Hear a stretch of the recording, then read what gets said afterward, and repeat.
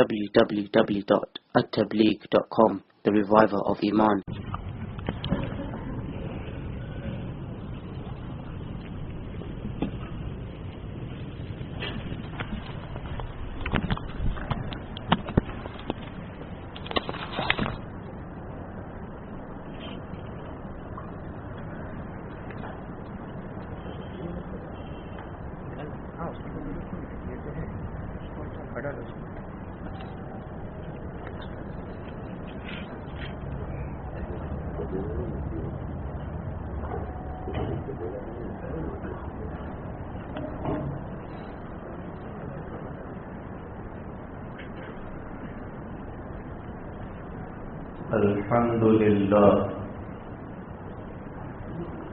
الحمد لله وكفى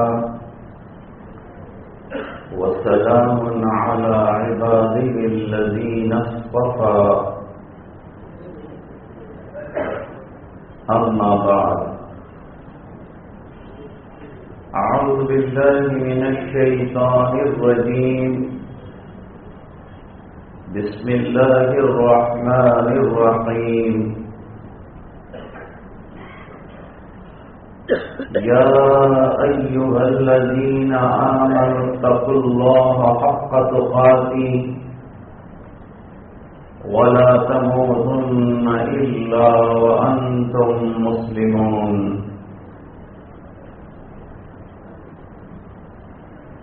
وقال النبي صلى الله عليه وسلم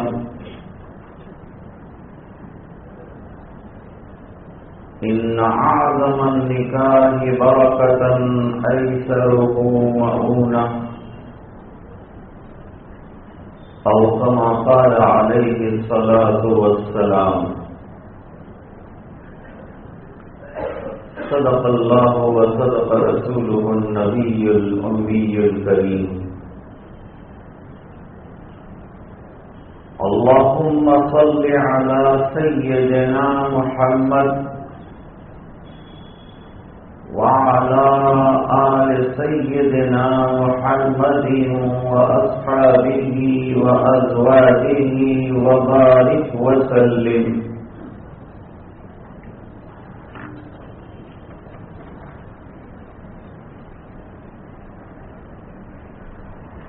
بزرگوں اور بھائیوں اور گھروں پر سن رہی ماں بہنیں،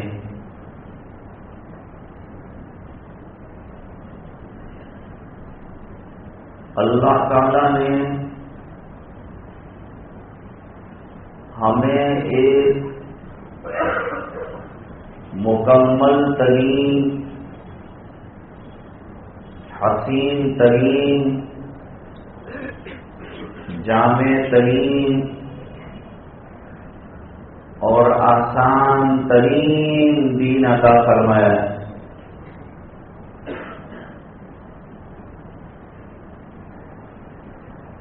احادیث مبارکہ سے بھی اس بات کا پتہ چلتا ہے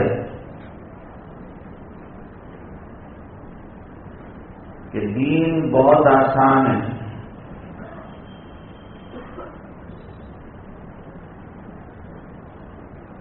نیکیوں کے حصول کے سلسلے میں فرمایا کہ جتنا فرائض کے علاوہ تم سے ہو سکتا ہے کرتے جاؤ،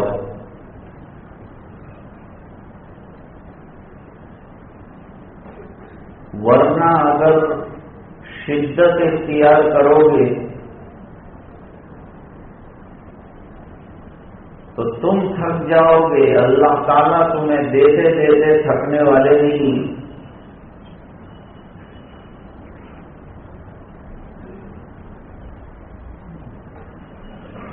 دین آسان ہے، اس کا مطلب کیا ہے؟ دین کے جتنے شعبے ہیں، عمل کے اعتبار سے ان کو اور برتنے کے اعتبار سے ان کو اگر دیکھا جائے تو وہ آسان ہے۔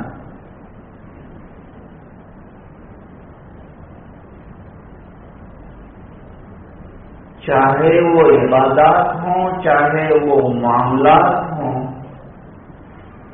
چاہے وہ حقوق اللہ ہوں، چاہے وہ حقوق العباد ہوں،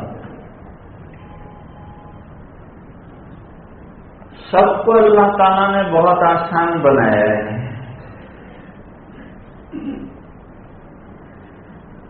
مشکلات جو پیدا کی جاتی ہیں وہ بندوں کی طرف سے کی جاتی ہیں۔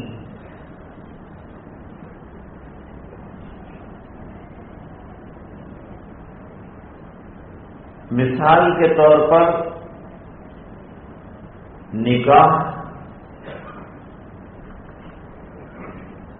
نکاح کو بڑا آسان رکھا ہے، اسے سنت بھی قرار دیا، عبادت بھی قرار دیا، معاشرے کے لیے ضروری بھی قرار دیا، اپنی پاک دامنی کے لیے اچھا بھی قرار دیا اور آسان بھی بنایا۔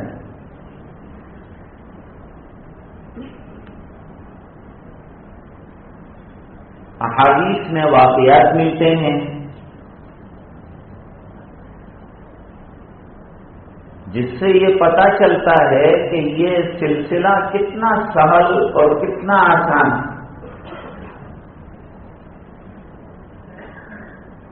حضرت عبد الرحمن ابن عوف رضی اللہ تعالیٰ عنہ مدینہ منورہ حاضر ہوئے، ہجرت فرمائی، مواقعاتی بھائی نے اپنا مکان، اپنا کاروبار، یہاں تک کہ اپنی 2 بیویوں میں سے ایک بیوی جو ہے اسے طلاق دے کر جو پسندیدہ ہو، حضرت عبد الرحمن ابن عوف رضی اللہ تعالیٰ عنہ کو نکاح کرنے کے لیے کہا۔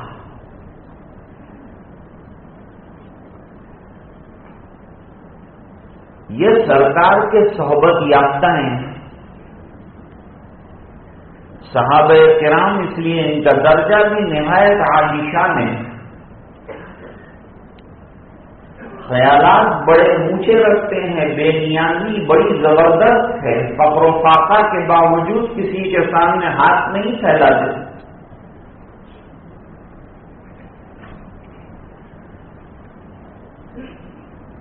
شکریہ ادا کیا کہ آپ کا کاروبار بھی آپ کو مبارک ہو، اللہ تعالیٰ آپ کی ازدواجی زندگی بھی عافیت سے رکھے، مجھے ان میں سے کسی چیز کی ضرورت نہیں ہے، مجھے بازار کا راستہ بتا، چھوٹی سی تجارت کروں گا، اللہ تعالیٰ اس میں بھی برکت دے دیں گے، تجارت میں اللہ نے برکتیں رکھی، تجارت کے لیے کئی دروازے کھلے ہوئے ہیں، تو میں تجارت کر لوں گا۔ میں مکہ مکرمہ سے کچھ گھی لایا ہوں، کچھ پنیر لایا ہوں، بازار میں بیچوں گا، بیچ دیا بازار میں اور کاروبار شروع بھی ہو گیا، یہ چکر شروع ہوا، کتنا کمایا ہوگا حضرت عبد الرحمن ابن عوف رضی اللہ تعالیٰ عنہ نے؟ ایک ہفتے کے اندر شادی کر لی۔ ہمارے یہاں لڑکا لڑکی پیدا ہوتے ہیں اس دن سے شادی کی تیاری کرتے ہیں، اور جس دن شادی ہوتی ہے اس دن بھی تیاری مکمل نہیں ہوتی، خرچ اتنا ہوتا ہے، اتنا ہوتا ہے کہ قابو سے باہر ہو جاتا ہے۔ غریب آدمی کے لیے تو یہ تمام چیزوں کو دیکھ کر شادی کا کرنا ہی مشکل ہے۔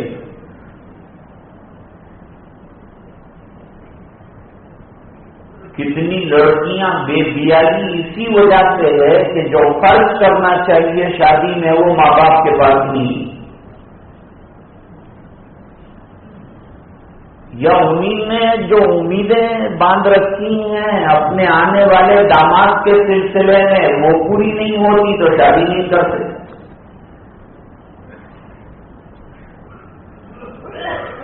اس طرح سے کتنے لڑکوں کے نکاح جو ہیں یہ اسی وجہ سے پڑے ہوئے. ہمارے ایک دوست تھے ہیں، ان کے 2 بچے ڈاکٹر بنے. دونوں کے لیے رشتہ ڈھونڈنا شروع کیا. جب سنتے تھے لڑکی والے کے ڈاکٹر ہے تو خوش ہو جاتے تھے. بھائی ہماری ملاقات کر لو ڈاکٹر صاحب سے. تو ڈاکٹر صاحب شرعی لباس میں، سنت کے مطابق داڑھی بھی ہے، کرتا پیجامہ بھی ہے. لڑکی والے چکر میں آ جاتے تھے کہ آپ مولانا صاحب ہیں کہ ڈاکٹر صاحب ہیں. وہ اپنا سرٹیفکیٹ بتاتے کہ میں MBBS ڈاکٹر ہوں.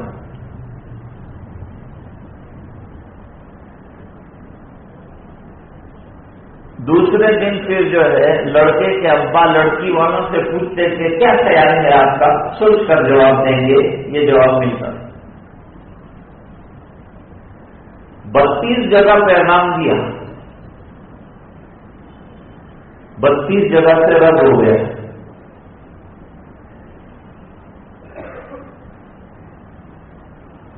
دونوں ڈاکٹر صاحبان کے ابا بڑے نیک تھے. انہوں نے کہا کہ ابھی اسباب کی لائن تو ہم بہت کر چکے ہیں، اب اللہ سے رابطہ قائم کرو، دعائیں کرو، اللہ سے مانگو، اللہ بھیجیں گے لڑکیاں، رشتے آئیں گے، اب ہم نہیں جائیں گے. اب پیغام لے کر کسی جگہ نہیں جائیں گے کیونکہ جہاں جانا تھا وہاں ہم جا چکے اور فیل ہو گئے. اب اس میں کامیابی کے دینا اللہ کیا ہے.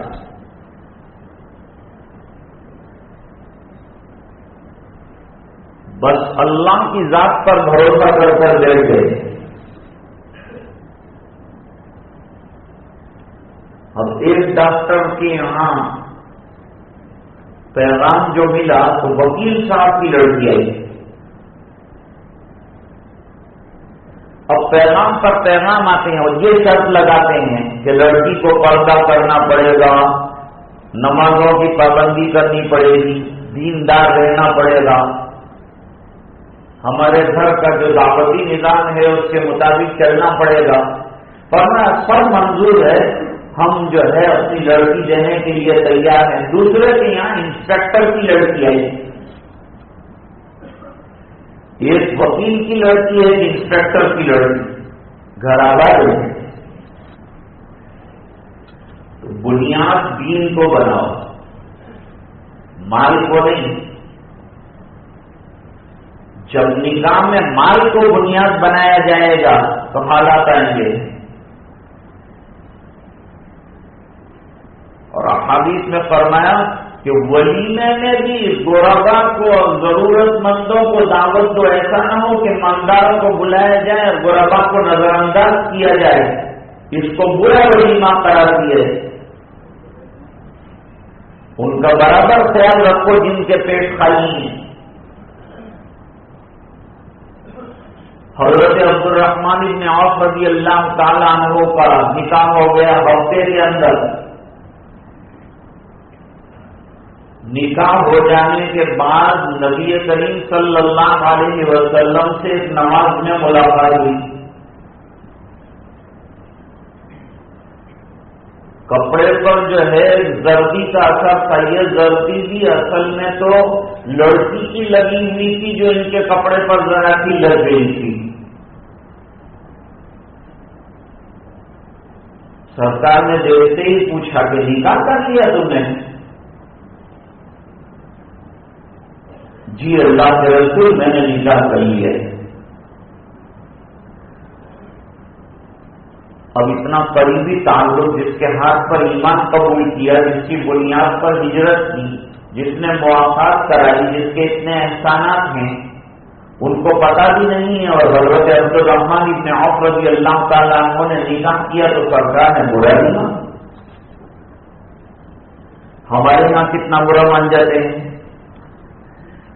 گہرا اور قریبی تعلق ہو اور اطلاع نہ دی جائے یا دعوت نہ دی جائے یا بلایا نہ جائے، زندگی بھر کا جو ہے یہ مسئلہ ہو جاتا ہے.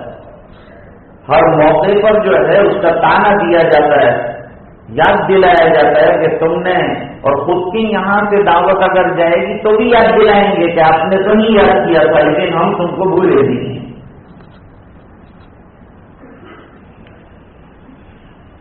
لیکن نبی کریم صلی اللہ علیہ وسلم کا حدیث میں کوئی جملہ اپنے اس مرید اور اپنے صحابی کو تانے کے سلسلے کا نہیں ملتا.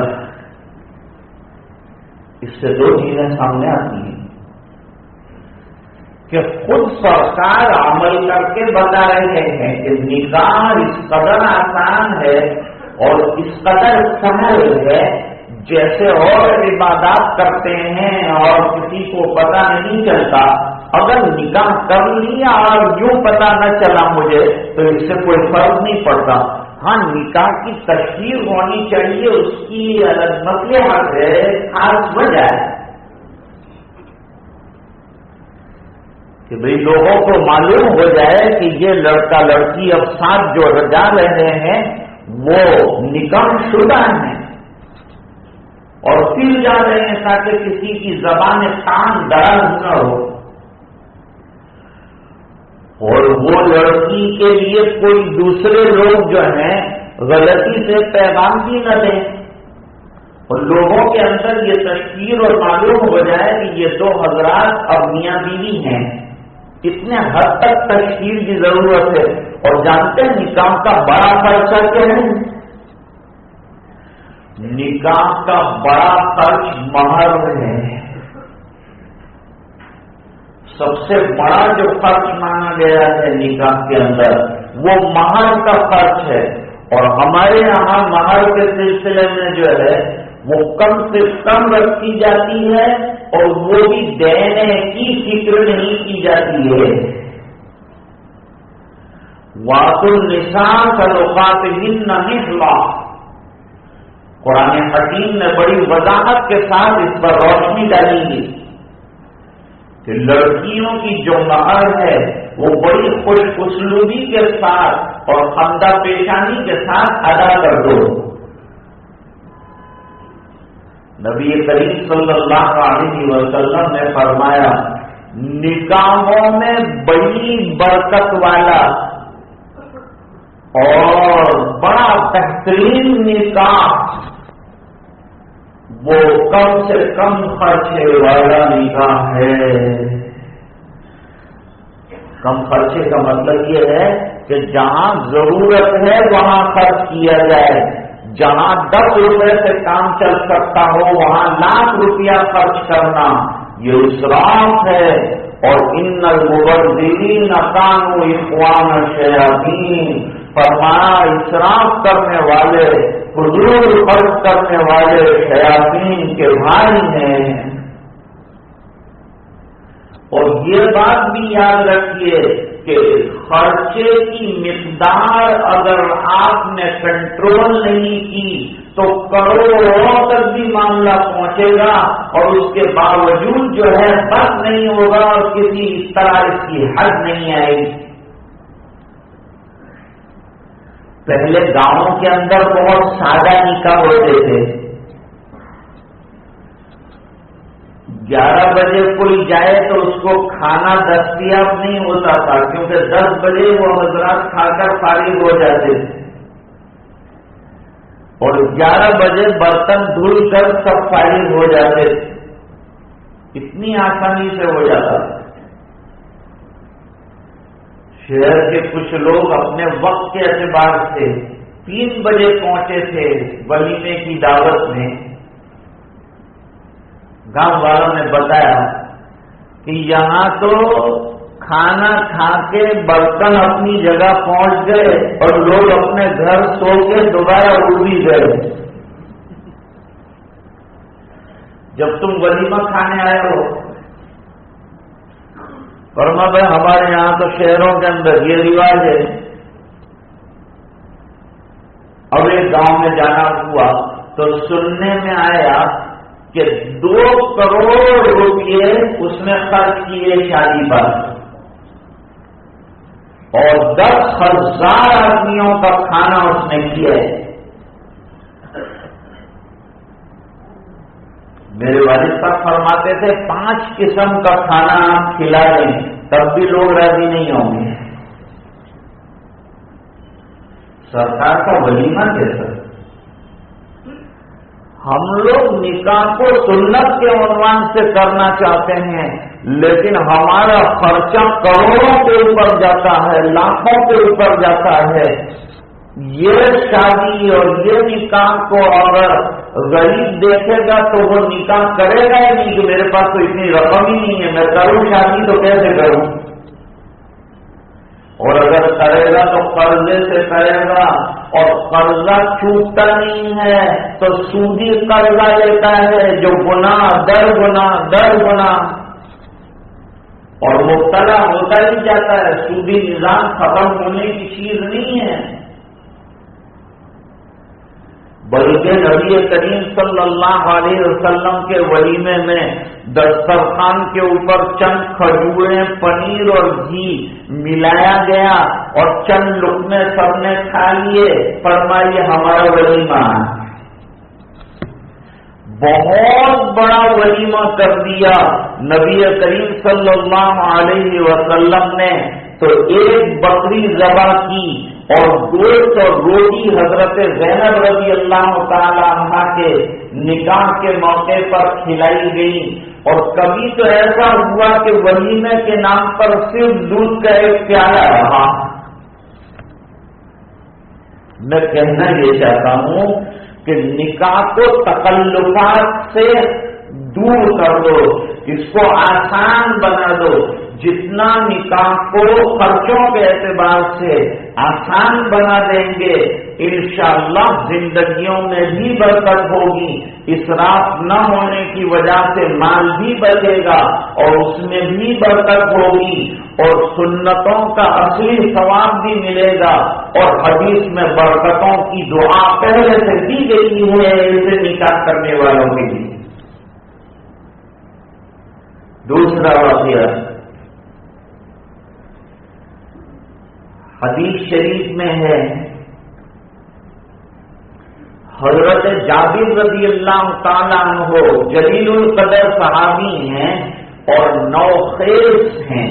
ان کے والد احد کے اندر جو ہے وہ جام شہادت نوش کر چکے، اور حضرت جابر چھوٹے ہیں عمر کے اندر۔ 9 بہنیں جو ہیں حضرت جابر رضی اللہ تعالیٰ عنہ کی چھوڑ کر ابا جان دنیا سے گئے ہیں، اور کچھ قرضہ بھی چھوڑ کر گئے ہیں۔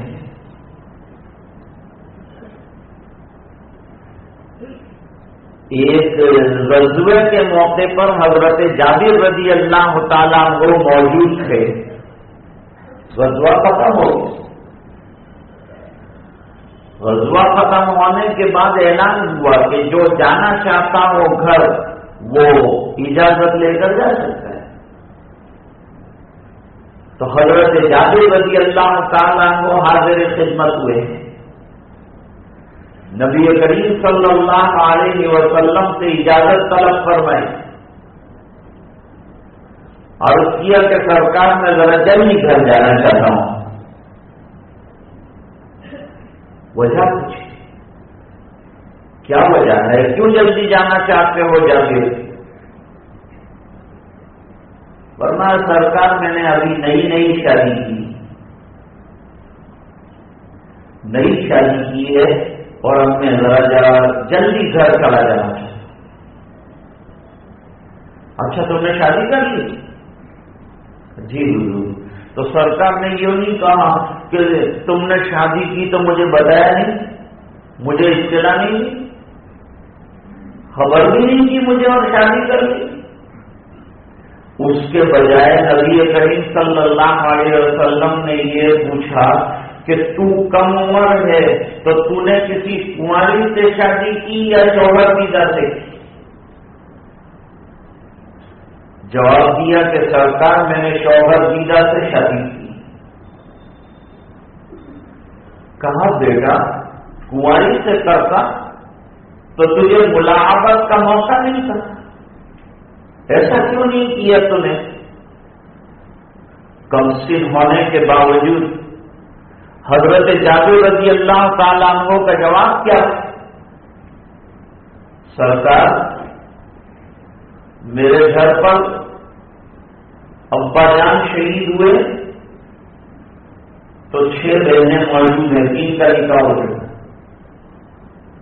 6 بہنیں موجود ہیں، اور ظاہری بات ہے کہ یہ 6 بہنوں کی دیکھ بھال، ان کی کنگھی چوٹی، نہلانا دہلانا، کپڑے پہنانا، یہ بھی ذمہ داری میں ہے۔ اب اگر میں کنواری لے آتا تو وہ اپنے سجنے سورنے سے اس کو فرصت نہیں، اور اس کو تجربہ بھی نہیں ہے اس سلسلے کا کہ وہ میری بہنوں کی جو ہے وہ خبر گیری کرتی۔ اس بنا پر میں تجربہ کار خاتون کو لایا جو میری بہنوں کی نگرانی کر سکے، ان کے کپڑے لتے کا، ان کے نہانے دھونے کا، ان کی کنگھی چوری کا خیال رکھ سکے۔ اس پر حضور پاک صلی اللہ علیہ وسلم نے ان کو دعائیں فرمایا، اچھا کیا جابر تم نے، اور پھر حضور پاک صلی اللہ علیہ وسلم نے ان کو جلدی جانے کی اجازت بھی دے دی۔ عرض کرنے کا منشا یہ ہے کہ نکاح کے جو مقاصد ہیں ان مقاصد کو اگر ملحوظ نظر رکھا جائے تو اس کے بعد جو ہے یہ اسراف اور فضول خرچیاں موجودہ دور میں ہمارے معاشرے کی 2 بڑی خرابیاں ہیں جس کی وجہ سے ہمارا معاشرہ بگڑ رہا ہے۔ وہ 2 خرابیاں کیا ہیں؟ نمبر 1 اسراف اور فضول خرچی۔ آج دنیا کی قومیں اپنا پیسہ، اپنا وقت اقتصادیات کے اندر، پڑھنے کے اندر، دنیا کمانے کے اندر اور پیسہ حاصل کیسے کیا جائے اس کے اندر خرچ کر رہی ہے۔ ہم اقتصادی میدان میں، تعلیمی میدان میں، دنیاوی تعلیم کے اعتبار سے، دین کی تعلیم کے اعتبار سے پچھڑے ہوئے ہیں، بہت پیچھے ہیں دنیا کی قوموں سے۔ وہاں جو اپاہج ہوتا ہے اس کو خاص قسم کا جو ہے آلہ لگایا جاتا ہے اور وہ کمانا شروع کرتا ہے، اپنے اپاہج ہونے کے باوجود وہ مایوس نہیں ہے اور دنیا اور اقتصاد کے پیچھے لگا ہوا ہے۔ چائنا کی تاریخ پڑھیے آپ، جاپان کی تاریخ پڑھیے، اور ہم لٹانے میں لگے ہیں، فضول خرچ کرنے میں لگے ہیں، بے حد اسراف کے اندر لگے ہوئے ہیں۔ تو اسراف کب ہوگا، فضول خرچیاں کب ہوں گی؟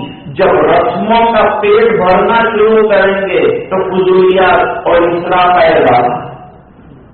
سنت کے مطابق زندگی گزاریں گے تو پیسہ بچنے کی شکل پیدا ہوگی، اقتصاد آ جائے گا، میانہ روی آ جائے گی، کیونکہ سنت میں پہلی سنت یہی آپ کو کہے گی کہ فضول جگہ پر آپ 1 بھی روپیہ خرچ نہیں کر سکتے۔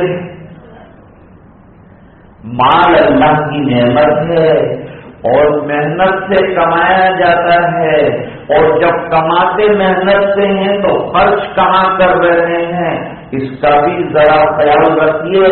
حدیث پاک میں نبی کریم صلی اللہ علیہ وسلم نے فرمایا کہ انسان کا قدم قیامت کے دن جب تک 5 سوالوں کے جواب نہ دے دے اپنی جگہ سے ہٹ نہیں سکتا۔ ان میں ایک اہم سوال یہ بھی ہے کہ تم نے مال کمایا کہاں سے؟ پہلے تو یہ سوال ہوگا کہ یہ مال تمہارے پاس ناجائز طریقے سے تو نہیں آیا، غلط طریقے سے تو نہیں آیا، کسی کا مال دبایا ہوا تو نہیں ہے، کسی کی زمین دبائی ہوئی تو نہیں ہے، کسی کا حق دبایا ہوا تو نہیں ہے۔ موجودہ دور میں لوگ حق مانتے بہت ہیں لیکن حق دیتے نہیں ہیں۔ तलबियों का ये दौर है, जबकि हुकूक की अदायगी का नाम दीन रखा गया है। माल कमाया कहाँ से, ये सवाल भी होने वाला है, और साथ ही ये सवाल भी होने वाला है कि माल खर्च कहाँ किया गया, क्योंकि माल अल्लाह की नेमत है। अल्लाह अपनी नेमत के बारे में सवाल कर सकते हैं। जैसे जिंदगी नेमत है तो जिंदगी के बारे में अल्लाह ताला सवाल फरमाएंगे कि तुमने जिंदगी को कहाँ खर्च कर डाला, कहाँ इस्तेमाल कर डाला, हमारी दी हुई जिंदगी हमारे मंशों पर लगाई कि नहीं, हमारे अहकाम के मुताबिक उसको इस्तेमाल किया कि नहीं। जवानी नेमत थी, तुमने इसका इस्तेमाल कहाँ किया। ये सब सवाल कौन हैं, हम लोग आजाद नहीं हैं। अल्लाह ताला ने कुरान करीम में फरमाया, तुम लतुसअलुन्न यौमइज़िन अनिन नईम, फिर क़यामत के दिन तुमसे हर नेमत के बारे में सवाल होगा। हज़रत अली रज़ी अल्लाह ताला अन्हु फरमाते, कर सकते हैं अल्लाह सवाल, ठंडा पानी पिया, क्या हमारे पास ऐसे अमान है कि हम ठंडा पानी के लायक हैं। गरम खाने हम खा रहे हैं, अल्लाह बेहतरीन नेमतें दे रहे हैं, इसके बारे में भी सवाल होगा। मनो तनो पानी हम पी चुके हैं और मनो तनो गल्ला अनाज हम खा चुके हैं और निकाल चुके हैं। ये सब का जवाब अल्लाह ताला ने यहाँ हमें देना है और चुकाना है। जब एक पाई का हिसाब देने का है, कहाँ से देंगे हम हिसाब। अगर हमने फुजूलियात पर खर्च किया है, जहेज पर खर्च किया है, बेकार चीजों में खर्च किया है, सिर्फ रस्में पूरी करने के लिए, अपनी नाक को बचाने के लिए, अपनी सांस को बचाने के लिए खर्चा किया है, तो जाहिरी बात है कि ये अल्लाह की यहाँ जवाब देने की बात नहीं होगी, शर्मिंदगी होगी, शर्मिंदा होना पड़ेगा अल्लाह के दरबार में। इसलिए अल्लाह की नेमतों की कदर होनी चाहिए। एक काम तो ये बहुत बुरा है कि इसराफ हमारे अंदर बहुत बढ़ गया, और इसराफ की वजह सिर्फ ये है कि हम रसूम का पेट भरने के लिए इसराफ करते हैं। और दूसरे नंबर पर जो बात फरमाई वो ये है कि बेअमली हमारे अंदर बहुत ज्यादा है। बेअमली का आलम यह है कि खाली नमाज जैसा फरीजा अगर उम्मत की जायजे को सामने रखा जाए कि कितने परसेंट नमाजी, कुरान पढ़ने वाले कितने हैं, अरे हजारों की तादाद में रोजे न रखने वाले लोग भी मिल जाएंगे, और लाखों की तादाद में नमाजों को पाबंदी से अदा न करने वाले भी मिल जाएंगे। सामने हमारे हुकूकुल्लाह दुनिया भर के हैं, हुकूकुल इबाद बेशुमार हैं, लेकिन हमारा उन तमाम चीजों की तरफ ध्यान नहीं जा रहा है। हमारा काम तो ये था कि हम पूरी दुनिया को दीन की दावत देने वाले थे, उनको दीन की तरफ बुलाने वाले। अल्लाह ताला फरमाते हैं, वलतकुम मिनकुम उम्मतुन यदऊना इलल खैर वयामुरूना बिल मारूफ वयनहौना अनिल मुनकर। तुमने एक जमात का काम तो यही है कि वो खैर की तरफ हमेशा बुला रही हो और बुराइयों से लोगों को जो है दूर रख रही हो, बुराइयों की बुराइयां।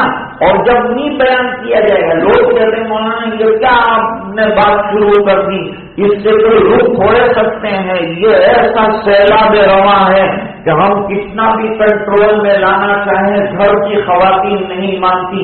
इस बिना पर हम करेंगे, लपेट जब आएगी हालात की तो ये थोड़ा बहुत जो कहने वाले हैं वो भी लपेट में आ जाएंगे, और न कहा तो डबल पकड़ हो जाएगी कि बुराइयां देखकर भी खामोशी से जो है मुलाहदा करते रहे।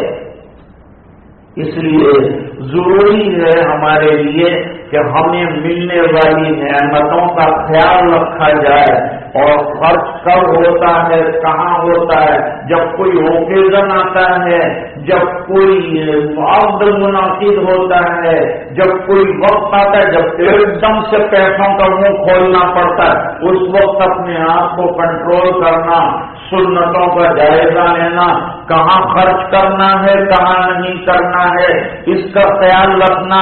انشاءاللہ ایسے نکاح اگر ہوں گے تو بعد میں برکتیں بھی ظاہر ہوں گی، برکتیں بھی نہیں ہوں گی. سنتوں کی اتباع کی وجہ سے اللہ تعالیٰ آنے والی اولادوں کو فرما بردار بھی بنائیں گے، نیک بھی بنائیں گے، اور وہ ہماری آنکھوں کی ٹھنڈک بھی بنے گی. جیسا کہ دعا کرنے والے اللہ کے پسندیدہ بندوں کی دعا قرآن کریم نے نقل فرمائی ہے.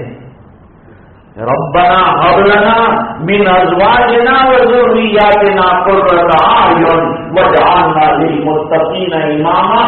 اس کا مصداق انشاءاللہ بنیں گے.